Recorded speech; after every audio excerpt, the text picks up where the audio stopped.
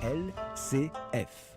La Chine en français. Et nous sommes toujours en compagnie de Chen Jing, directrice chinoise de l'Institut Confucius Paris Diderot, et deux de ses élèves, de l'Institut en tout cas, pas des élèves de Chen Jing, Vincent Yanel et Philippe Loira. Alors on va peut-être pas parler d'une méthode d'apprentissage en chanson, même si merci Alessandra, c'était une magnifique chanson. La chanson de l'alphabet, il faut bien commencer par quelque chose. Alors vous avez rencontré Alessandra un autre professeur, un grand professeur. Absolument. Donc Joël Bellassène, qui lui a écrit donc le livre, un livre un peu unique qui s'intitule Méthode d'initiation à la langue et l'écriture chinoise en collaboration avec Zhang Pengpeng, une donc méthode unique en son genre. On l'écoute tout de suite et j'aimerais bien avoir votre avis sur cette méthode pour l'apprentissage du chinois. Ma motivation dans la rédaction de ma méthode de chinois, elle était claire dès le début. C'est que j'ai voulu rétablir l'idée d'une approche du chinois qui respecterait la particularité du chinois, c'est tout. Pourquoi ? Parce que j'avais constaté depuis le début de mes études que les manuels sur lesquels nous apprenions le chinois, qui étaient faits en Chine, curieusement ne respectaient absolument pas les singularités élémentaires du chinois. Alors je vais dire les choses simplement. En français, en anglais, en italien, en espagnol, en russe, en arabe, il y a l'unité minimale de la langue, c'est le mot. D'accord. Il y a un mot pour dire table, un mot pour dire télévision, un mot pour dire enfant, pour dire pluie, etc. Ouais. Bon. Jusque-là, je vous suis. Voilà. Moi qui ne parle pas chinois. Vous allez voir que ça va être simple. En chinois, il m'a toujours semblé évident, pas seulement à moi, qu'en chinois, il n'y avait pas qu'une seule unité, le mot. Il y avait aussi une autre unité qu'on appelle le caractère, l'unité de sens. Alors prenons un exemple. Le mot pays, qui se dit en chinois guojia, est fait de deux unités de sens, de deux caractères, le premier signifiant pays et le deuxième signifiant famille. Pays, famille, c'est la façon dont on dit couramment pays pour dire j'aime mon pays ou ce pays est grand, etc. Le problème, c'est que dans les manuels chinois, cette chose-là n'est pas reconnue. On veut imiter les langues occidentales et on expose aux étudiants que nous sommes, aux apprenants que nous sommes, que le mot global, guojia, en vous disant qu'il veut dire pays, mais sans vous dire ce que signifie le premier caractère et ce que signifie le deuxième. Et donc nous étions à Paris, à l'université, obligés à chaque fois de demander ce que signifiait la première unité de sens et la deuxième, parce que ceci n'était pas reconnu. Pourquoi n'est-ce pas reconnu, encore aujourd'hui par la Chine ? Volonté d'imiter les langues occidentales, de ne pas se démarquer. Déjà à l'époque, parce que je dirais que c'est une tendance un peu actuelle. Eh bien, sachez que c'est beaucoup plus ancien. D'accord. La Chine a des relations compliquées avec son passé et avec son écriture, notamment. L'écriture chinoise a été très violemment attaquée lors de ce qu'on appelle le mouvement du 4 mai 1919. Qui a été la vraie révolution culturelle chinoise, c'est l'ouverture aux idées occidentales. Alors il y a eu beaucoup de choses intéressantes, mais le problème, c'est qu'à partir de cette époque, on a accusé l'écriture chinoise d'être responsable de l'arriération de la Chine. Alors, j'ai envie de me retourner spontanément vers vous, Chen Jing. Qu'est-ce que vous pensez donc de cette méthode que Joël Bellassène a eu envie de promouvoir. C'est une voix vraiment familière pour nous tous. Vous le connaissez bien, je crois. Parce que c'est le grand expert de l'enseignement de la langue chinoise et aussi l'ancien inspecteur général de chinois du ministère de l'Éducation française. Voilà, je le respecte très bien, voilà. Mais pour nous, le problème est que on a seulement 2 heures par semaine. Ce n'est pas une fac de la langue chinoise ou bien de la traduction. On ne peut pas consacrer, c'est-à-dire pour les stagiaires, on ne peut pas consacrer beaucoup de temps pour l'apprentissage de cette langue. Voilà, donc si chaque semaine on a consacré par exemple 2 heures, voilà, toute la classe, c'est-à-dire on pourrait expliquer quelques caractères, je crois que c'est pas faisable. Donc pour organiser notre cours, c'est un mélange. Voilà, c'est-à-dire 2 heures pour chaque semaine. On fait un peu d'explication des caractères, des mots et aussi de l'écriture. Voilà, surtout, je crois que le plus important, ça c'est la compréhension orale et aussi la compréhension écrite. Donc notre but, c'est-à-dire notre but de l'enseignement principal, c'est vise à faire comprendre les gens avec cette langue. Quelquefois, peut-être avec quelques mots, on peut se faire comprendre. Voilà, ça c'est plus important. D'accord. Ouais. Et d'ailleurs, Romaric, je crois que vous aviez débuté sur la méthode de Bellassène et vous trouviez ça assez compliqué. Je trouvais ça assez compliqué. Après, on était une trentaine par cours. Alors, quand on est trop nombreux en cours de débutants, je trouvais ça difficile. C'était les cours de la ville de Paris. Voilà, j'ai abandonné. Parce que c'était... Mais vous allez revenir. Mais oui, je sens du coup, que je prends des cours revenir. particuliers, c'est beaucoup plus simple. Mais quand on est comme ça, un vrai débutant, parce qu'il y a aussi des faux débutants, c'était un peu compliqué, cette méthode. Et alors, vous, par exemple, Vincent Yanel, qu'est-ce que vous dites sur cette méthode d'enseignement donc à l'Institut Confucius ? Alors, pour moi, je suis arrivé à l'Institut Confucius à un niveau déjà un peu plus avancé. Donc, je pense que par rapport à ce qu'on vient d'entendre, il y a quand même beaucoup de différences dans l'enseignement. Nous, dans ma classe, qu'on apprend principalement, on part de textes, on part d'articles de presse. Et à partir de ces articles-là, on cherche évidemment du vocabulaire. On essaie aussi de comprendre le contexte culturel chinois, parce que ces articles sont souvent permettent de comprendre un peu le contexte politique, économique de la Chine. Donc je pense qu'à ce niveau-là, c'est un peu différent de ce qu'on vient d'entendre. En revanche, quand j'ai commencé à apprendre le chinois, une des choses qui m'a le plus frappé, c'est que quand j'apprenais l'anglais ou l'allemand, on apprenait la grammaire avec une série de règles, et ensuite on faisait des phrases nous-mêmes. En chinois, en fait, on faisait des styles de phrases toutes préparées et qui permettaient en fait d'apprendre beaucoup plus rapidement à s'exprimer de la manière qu'il faut en chinois. Donc il n'y a pas cette idée de règles, de série de règles à apprendre par cœur, et c'est quelque chose, moi, qui m'a beaucoup aidé dans l'apprentissage du chinois.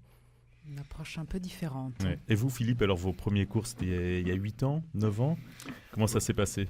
Oui, alors en fait, c'est vrai que je vous disais d'après 8 ans, j'avais l'impression de ne pas savoir parler chinois, ce qui est d'ailleurs vrai, mais ça ne fait jamais que 8 fois 60, c'est-à-dire 480 heures de cours. Oui, 2 heures par énorme, semaine. Ouais. Ce qui n'est pas énorme. De ce point de vue-là, moi je partage l'avis de Wang Zhenqing, qui est je ne pense pas qu'on pourrait... leur objectif, et c'est ce qui m'avait un peu attiré en allant à Confucius, c'est qu'on puisse relativement vite comprendre et pouvoir s'exprimer. Donc la méthode Bellassène, c'est une méthode qui demande une méthode intéressante, mais qui demande sans doute un investissement que nous n'aurions pas le temps de donner, en fait. Combien d'heures vous passez par semaine, en plus des cours ? Alors, moi, personnellement, je travaille forcément beaucoup plus.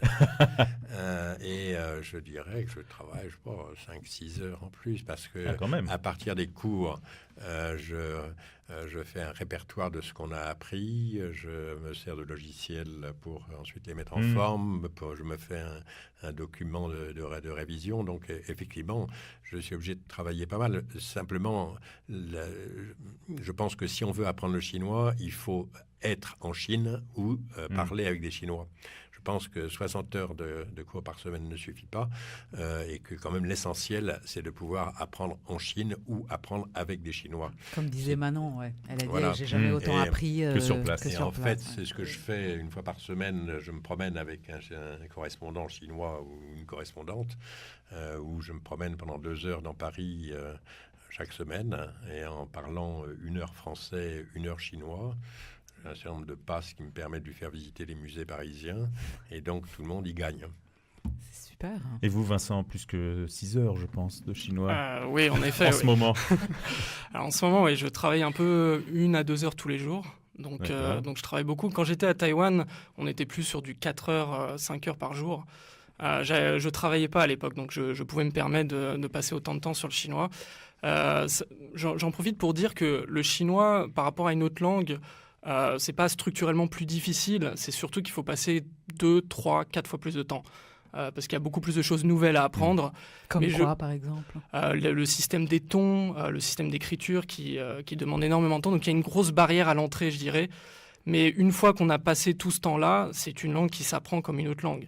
Je veux pas effrayer les Français. Il y a de l'espoir. Il faut s'investir au début. Mais il faut, par rapport à l'anglais, il faut travailler 4 fois. Il y a 4 fois plus d'heures à passer à l'apprentissage de la langue. Donc la motivation est quand même essentielle, je dirais, au début, pour tout l'investissement que ça demande, que ça soit temps, énergie.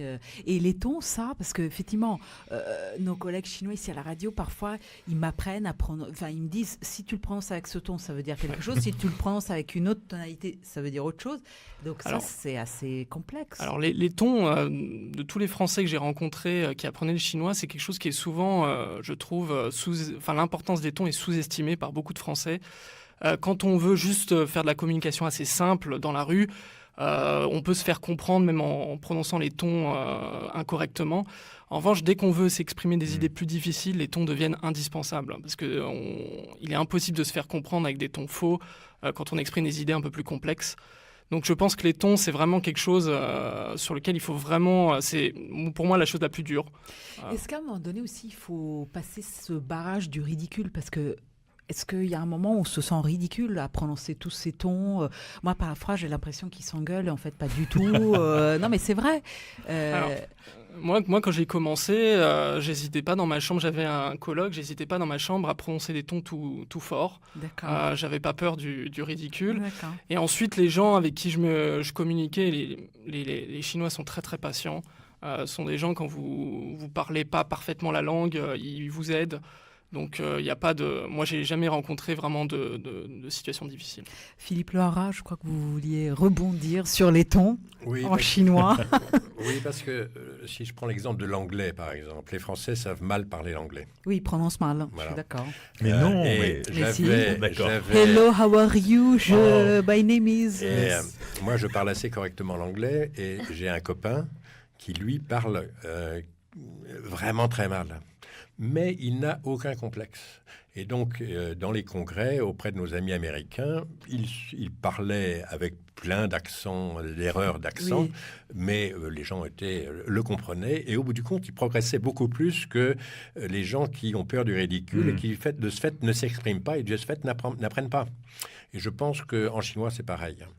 Je vois bien dans les cours en 8 ans, j'ai vu un certain nombre de professeurs, d'une part, mais aussi d'élèves. Et il y en a qui n'ont aucun complexe et qui, effectivement, font des erreurs de ton, mais arrivent à s'exprimer et à progresser, tandis que le respect un peu trop strict, il ne faut pas s'en faire une montagne, quoi. Il ne faut pas s'en faire une montagne. Et puis, je pense qu'en chinois, c'est comme dans toutes les langues, le problème des tons, c'est l'oreille. Le problème d'une langue, c'est l'oreille. Bien sûr. Donc, il y a des gens qui ont de l'oreille, puis il y a des gens qui n'ont pas d'oreille. Il faut que les gens qui n'ont pas d'oreille fassent avec. Hein. Et pendant les cours, vous avez le temps de parler? Combien d'élèves par cours? À peu près, en moyenne 12 environ. Oui. Une quinzaine maximum. Donc il y a le temps de s'exprimer pendant 2 heures, de prendre la parole. Alors, je pense qu'il faut prendre l'initiative de s'exprimer pendant le cours. Parce que quand il y a une quinzaine de personnes, si on ne s'exprime pas soi-même, le prof ne peut pas faire parler tout le monde pendant le cours. Donc il faut quand même prendre l'initiative. Il faut oser prendre la parole. Prenons la parole. Alors moi, quand j'étais à Taïwan, en revanche, on était des classes de 5-6. Et alors là, par contre, vous pouvez étiez obligé. Vous pouvez parler énormément. Donc ça, c'est très, très utile quand on commence à apprendre la langue. LCF. La Chine en français. Et on continue notre apprentissage du chinois avec... Je suis motivé là, ça y est. En plus avec des classes de 10-12 comme à l'Institut Confucius, je trouve que ça devient faisable. Donc c'est le moment de s'inscrire en fait. Mais oui, à la mairie de Paris, vous me parlez de 30 élèves mais en classe. Mais oui, on était une trentaine, c'était sympa, j'ai fait de belles rencontres. Alors, si je veux m'inscrire à l'Institut Confucius, comment je fais? C'est vraiment simple. Voilà, vous pouvez vous inscrire à n'importe quel moment. Voilà, bien sûr, le commencement, c'est-à-dire l'ouverture de notre inscription, c'est toujours au mois, c'est-à-dire l'ouverture de session, c'est toujours au mois de septembre et début octobre. Mais à n'importe quelle époque, vous pouvez vous inscrire. Voilà, c'est-à-dire, vous pouvez passer, par exemple, un test, c'est-à-dire un entretien plutôt. C'est un entretien vraiment test simple. ou entretien. Voilà, un entretien plutôt. Voilà, pour voir, c'est-à-dire pour voir votre niveau. Voilà, on va vous proposer dans quelle classe, dans quel niveau. Voilà, vous pouvez vous intégrer. Voilà, puis après, vous pouvez, c'est-à-dire selon votre calendrier, parce que notre cours, c'est toujours le soir et le week-end. Donc, selon votre emploi du temps, vous pouvez choisir un cours de votre niveau. Voilà, ça, donc, c'est semestriel, si j'ai bien compris. Il y a 2 sessions par année, une septembre. C'est année, pas semestriel, c'est année. Voilà, mais on peut intégrer un cours en cours d'année, en fonction du niveau qu'on a. Si on peut être placé à son niveau en cours d'année. Oui. Et donc, si on est un vrai débutant, on peut s'inscrire? Oui, bien sûr. Comme nous. Voilà, c'est-à-dire, chaque année, on a ouvert, c'est-à-dire de nouvelles classes pour les débutants. Voilà, Débutant 0. Voilà. Peut-être qu'il faut attendre quand même septembre pour commencer vraiment avec un vrai niveau 0. Plus on attend, moins on est motivé. Ce soir, on s'inscrit. D'accord. Ok, on sort d'ici, on sort le chéquier. Alors, c'est combien, justement? D'ailleurs, oui, à propos d'argent. Ça coûte combien? Voilà. Pour les tarifs, par exemple, je prends un exemple, parce qu'on a plusieurs genres de cours. Il y a 2 heures par semaine, il y a des cours intensifs 3 heures par semaine. Si je prends l'exemple de 2 heures par semaine, les tarifs pour les étudiants et demandeurs d'emploi, ça fait 330 € pour an. Voilà, pour un an, c'est-à-dire 60 heures de cours. Mais pour les retraités, ça fait 400 €. Voilà, pour les individuels, ça fait un peu plus cher, c'est 530. Voilà, mais il y a un très grand avantage pour les étudiants parce que vous savez que c'est notre Institut de Confucius, c'est le partenariat avec l'Université Paris Diderot. Donc, pour les étudiants de Paris Diderot, ça fait 50 € pour un an. Donc c'est pratiquement gratuit. Donc il faut s'inscrire en lettres à Paris Diderot d'une manière ou d'une autre. Et ensuite, vous allez apprendre le chinois à l'Institut Confucius. Voilà, on dit ce sont des cours gratuits, mais il faut payer les frais d'inscription, de dossier. Tout simplement. Et est-ce qu'il y a des entreprises qui vous envoient des élèves dans un cadre plus spécifique, comme du chinois des affaires ou chinois juridique? Vous faites ça aussi? Oui, il y en a aussi. Par exemple, quelquefois, il y a un mois, on donne une conférence. C'est une conférence spéciale pour Lafayette. Lafayette. Oui, Lafayette. Galerie Lafayette qui reçoit des Chinois et qui a ouvert spécial. Donc, il faut que je sois vendeur aux Galeries Lafayette pour profiter de ces cours. Absolument. D'accord, pourquoi pas. D'après ce que nous dit. Donc, c'est une conférence pour la calligraphie. D'accord. Ah oui, parce qu'il y a d'autres activités culturelles. Il y a des cinéma, musique, peinture. J'ai vu qu'il y avait une expo des élèves de Confucius de peinture. Oui, une expo des peintures, expo aussi de calligraphie, voilà. Moi, c'est les soirées qui m'intéressent. Est-ce qu'il y a des soirées... célibataires? Non, pas célibataires, des soirées autour de gastronomie chinoise ou danse chinoise. Vous voulez dire des conférences Non, des soirées. Des soirées, voilà, s'ils sont pas... Ils font la fête aussi, hein. Ouais, la fête, oui. Studieux... Voilà, par exemple, chaque année, pour fêter la fête du printemps, on organise la danse de Lyon, un concert de la musique traditionnelle chinoise. Voilà, maintenant, on compte d'organiser, par exemple, des rencontres. Voilà, c'est comme tout à l'heure, Philippe a déjà présenté, c'est-à-dire des rencontres entre les Chinois et les Français. C'est-à-dire on va organiser ce genre d'activité avec Sinojo. Voilà, c'est le site le plus grand sinophile en France. On va organiser, par exemple, on l'appelle... Vous pouvez le plier, le site. Voilà, c'est XIN Europe. Voilà, c'est Sineurope, le site Sineurope.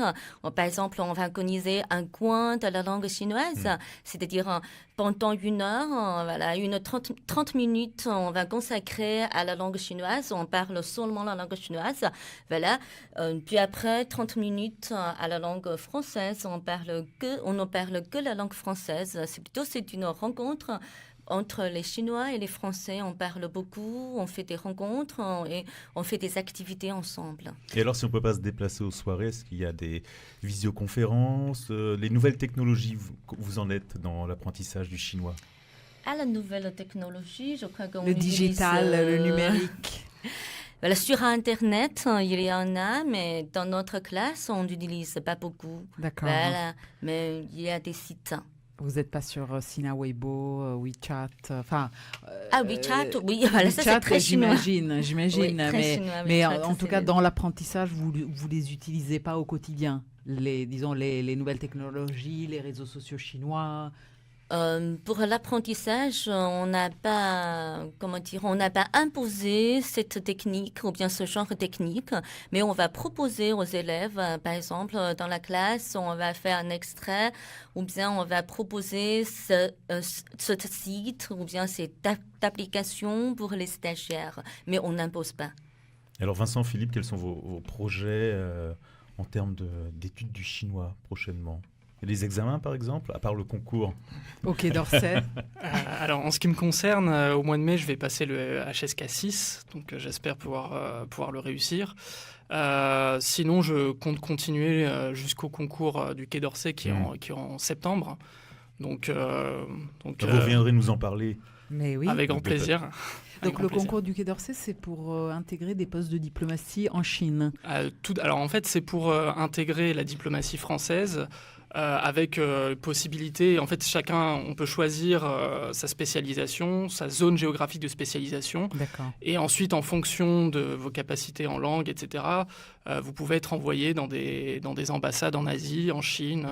Quel serait votre rêve ultime? D'intégrer l'ambassade de Pékin. Je pense que ce serait... Et dans quel secteur d'activité? Peut-être plus dans le secteur culturel. Plus spécialisé dans la culture, parce que je suis très intéressé. Enfin, c'est aussi une des raisons pour lesquelles j'ai appris le chinois, c'est parce que j'aime beaucoup la culture chinoise, l'histoire chinoise. Je pense qu'on a beaucoup de choses. C'est une autre perspective que notre propre culture, donc c'est très très intéressant. Donc le secteur de la culture, ce qui m'intéresse. Philippe, alors, vos projets, voyage en Chine? Oui, alors pour ce qui concerne les examens, à vrai dire. Oui, les examens. Moi, je ne suis pas trop examen. Non, en fait. mais il y en a quand même. Je trouve que c'est pas un objectif en soi, c'est quelque chose qui vous permet de voir si vous avez progressé. Oui. Mais il y a plein de moyens pour savoir si on progresse, en fait. Il y a en particulier, vous avez sur des sites ou des applications, vous pouvez jauger de vos capacités et voir si vous progressez. Et pour moi, la meilleure façon, c'est de voir si, dans mes entretiens avec les Chinoises, si petit à petit, j'arrive à me faire comprendre et à les comprendre, en fait. Et alors, vous sentez le progrès? Et le progrès est évident, oui, le progrès est évident. Les objectifs, pour moi, c'est sans doute, effectivement, de progresser dans ce niveau en termes de bénévolat et de pouvoir intégrer avec plus de temps cette association Médecins du Monde, mais c'est aussi pouvoir me promener, aller en Chine et pouvoir comment dirais-je, me débrouiller tout seul. Donc je rappelle, cette association s'appelle le Lotus Bleu, c'est ça? Alors non, le Lotus Bus. Lotus Bus, pardon, excusez-moi. C'est les aventures de Tintin, c'est Tintin, mais qui existe en chinois. Vous devriez commencer avec les Tintins en chinois, c'est super. Non, c'est le Médecin du Monde, Lotus Bus. D'accord. Qui est une mission qui est spécifique de Médecins du Monde. Très bien. Merci beaucoup. Donc, si vous voulez apprendre le chinois, pensez aux instituts Confucius. Un contact confucius@univ-paris-diderot.fr. C'est très facile. Vous retrouverez toutes les infos sur le podcast. Radio LCF, sur notre page Facebook et sur notre site. Et puis, on termine en musique toujours avec un beau constat.